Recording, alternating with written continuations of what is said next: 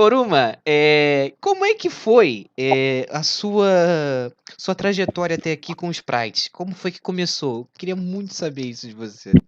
Como é que começou? Nossa, logo isso. Como é que eu começo? Começou quando eu era criança, que eu tive meu primeiro computador, aqueles de tubo branco.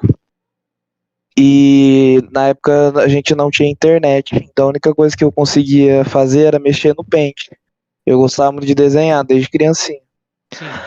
Aí eu comecei a mexer no Paint, ficar desenhando com tudo. Quando a gente conseguiu a internet, eu comecei a usar YouTube, né, ver vídeo, e eu comecei a assistir vídeos de animes, né, eu comecei a assistir Pokémon, Dragon Ball, essas coisas. E quando eu descobri sobre os jogos de Pokémon, também descobri sobre as sprites dos jogos. Então eu comecei a descobrir que tinha gente que mexia nas sprites de Pokémon fazendo fusões, e eu também queria fazer. Então eu comecei a baixar as sprites e colocar no Paint, e eu comecei a fazer fusões. Arrancava o braço de um, colocava em outro, criava Pokémons novos.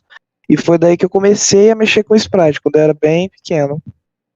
Conforme foi passando o tempo, eu comecei a aprender melhor sobre desenho.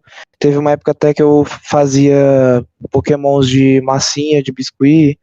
Aí, quando eu voltei a mexer com o Sprite, eu já era um fã de Dragon Ball. Então eu comecei a também mexer com Sprite de Dragon Ball.